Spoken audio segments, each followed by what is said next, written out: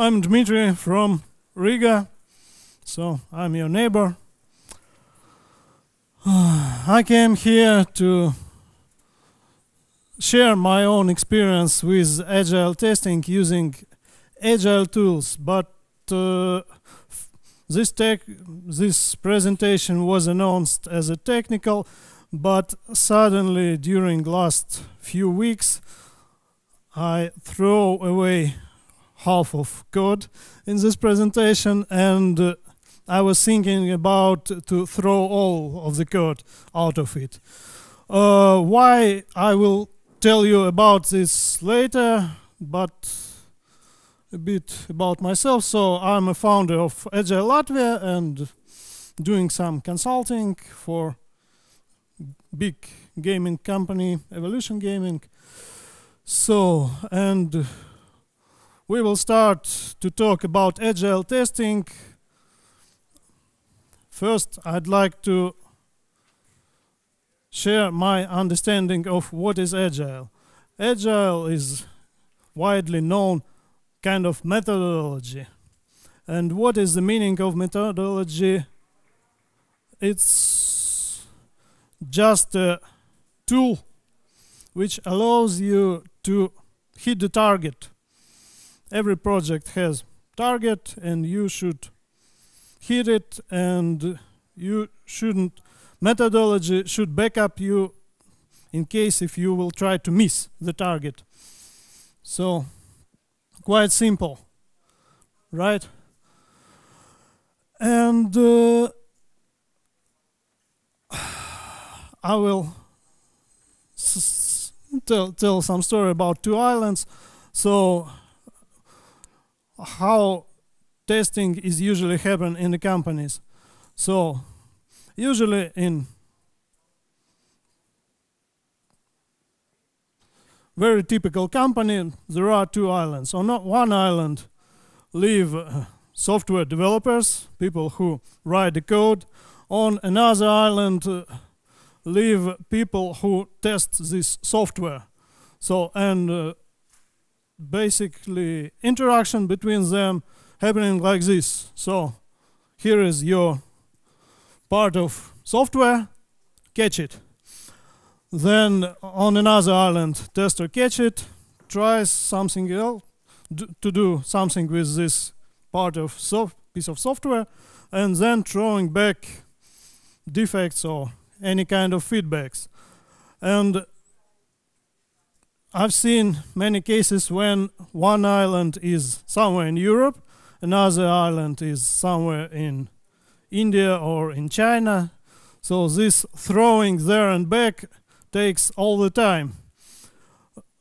Not all the time, but most of the time of the development and testing.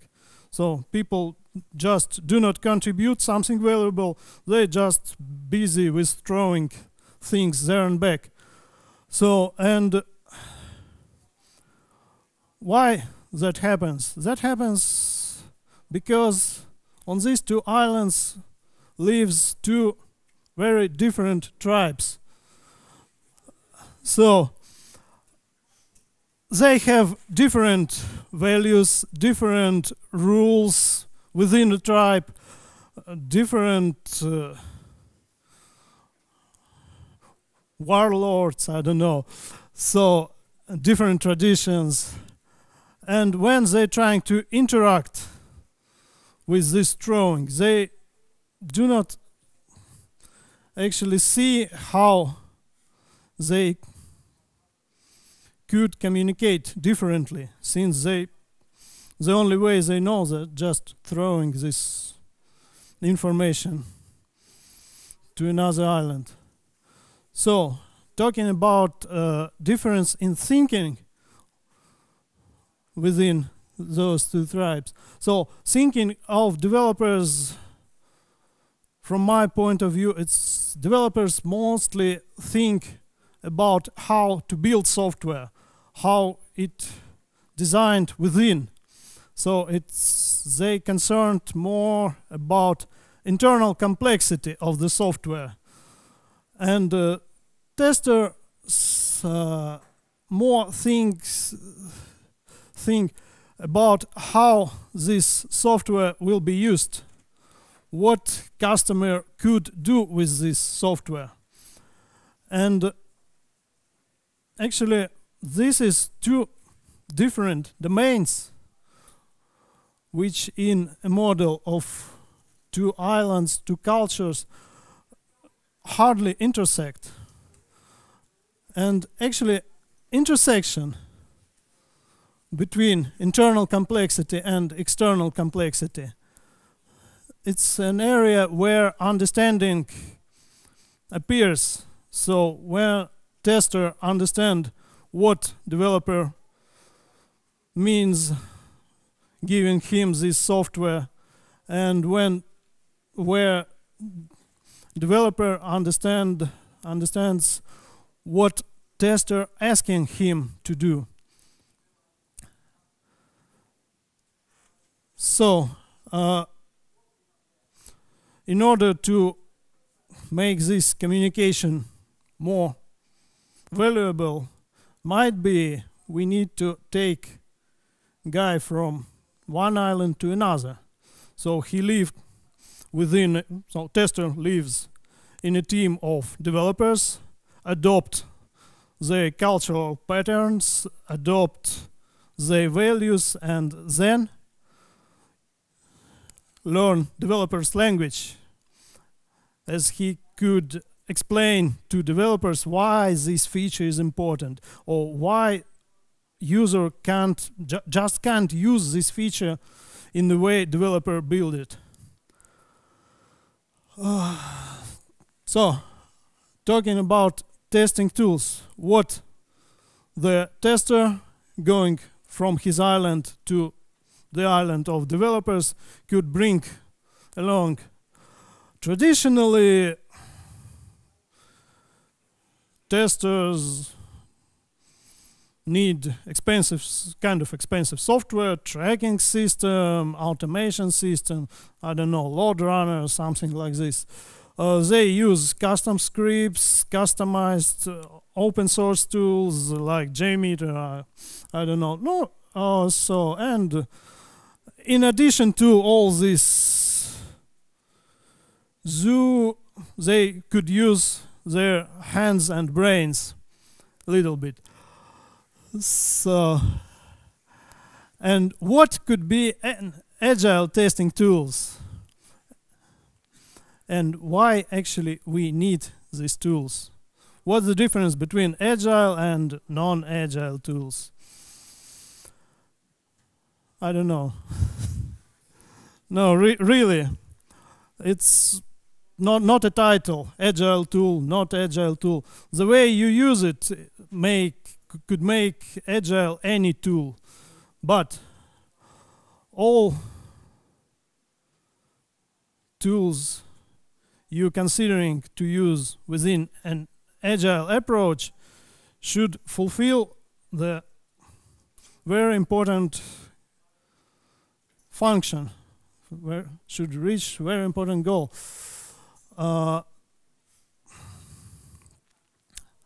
They should help you to share the understanding between testers and developers. So I've seen quite often when testers have tons of automated scripts, and when testers and developers came together at the morning, one tester is quite upset. Oh, during the night build my automated script has failed. So what? Developers do not care actually about some stupid automated scripts. They don't know what those scripts are doing. They don't know how important that is. So before adopting any agile tool, overall approach to equality within a team should be changed. So not the QA people are only responsible for equality. Entire team fail or succeed with the quality of the product. not just single person, since I've seen many cases when developers, after finding some bug in production, they usually started blaming testers. They didn't check it properly, so that's why the defect is in our production code. No, guys, you've made this bug first, and then testers haven't discovered it. So, what agile tools you really need to share the understanding within a team? This one is most important tool. So the more you draw how software works, how user will interact with your software, more your team will understand the way of thinking each other.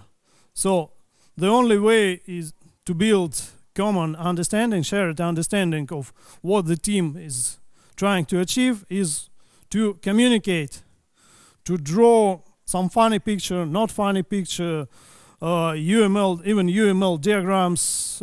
Maybe you don't need any software to draw an UML diagram, but pairing stations. Okay, in case if you do pair programming, pairing station is important. Index cards, yes, maybe toys, food, very important. The atmosphere on a retrospective, on a sprint planning, if you have toys, food, pizza, beer, is quite more productive than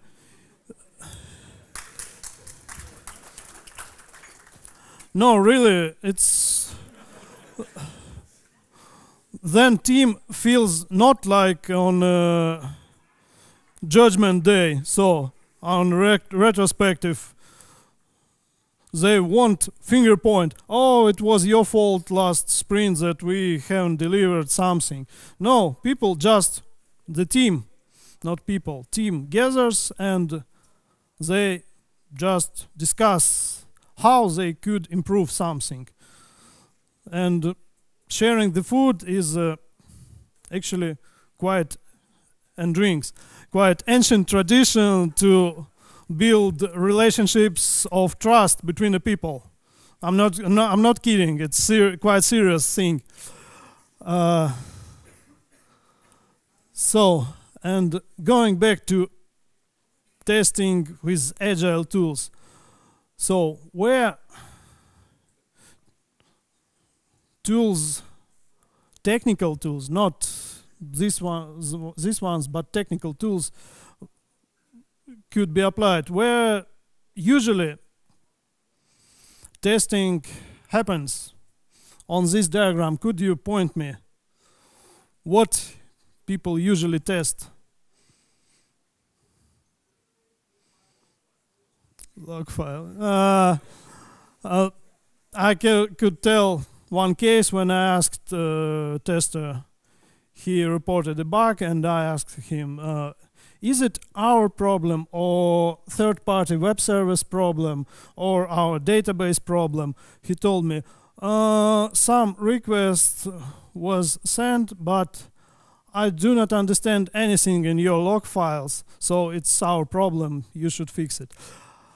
So most of the testing happens in web front-end, at least what I've seen. Somebody may use Feed framework, Cucumber or something like this to test exact application, but it's a rare case in our area. So what typically happens, people just testing front end. Why that happens? Because testing everything for some tester, single person in a team, will take too much time. When testing through web front-end, person see committing some actions, tester sees the result immediately. But if tester will try to check the results after web frontend within database or within log file, it will take 3 times more. Yes, 3 times, or maybe even more, if he is not familiar with database, more time to check everything. So, and there is just no time for it. But as a developer, I'd like to have these parts of applications tested as well. Not tested, but I'd like the result happened placed within database. I'd like to know what was sent to third-party service. I'd like to know what was written into log file as well. Not during investigation, but immediately after testing or after bug was discovered. So, and here we see that doing that manually, it's a really boring task. You're clicking one button and then you're going to check database, third-party, log files, web front and something else. And then lunch. So back from lunch, you're clicking another button and going through all the checkings. So, okay, and at some point you discovering that you are sleeping on your keyboard. So why this is boring? Because you actually do not discover anything. You're just doing tedious manual things which could be automated, and you could really spend your time on speaking with developers, drawing some funny things, funny diagrams on whiteboard, digging into the defect, trying to find the real cause of it. And what could help us? There are few recipes. First, tester, as it has seen in modern, maybe not so modern enterprise, it's kind of, no offense, but trained monkey who could just click through application and see if anything goes wrong. No, tester as a part of the team, he could be a software craftsman as well, with main expertise in testing, not in writing software, but in testing software. But that doesn't mean that he should not have any idea about how to write the software. Of course he should. So he should be able not just wait until the management will approve new expensive testing tool be bought, but he should build something. If he needs it, he should be able to build it by himself. He should be prepared actually for battle, not just, wow, your application is so complex, I have no idea how to test it. Okay, that happens as well. So, and then if he comes unarmed, then click through application in web browser comes back. So not an option. And of course tester should automate as much as possible to have a time for real testing, real investigation. So, and yes, so there is an answer. There is a tool which I extensively use by myself, despite I'm not a tester, but kind of developer, architect, I don't know who I am. Okay, I rather call myself software craftsman, but I'm too shy, so I will not. So this is modern dynamic language. Why Ruby?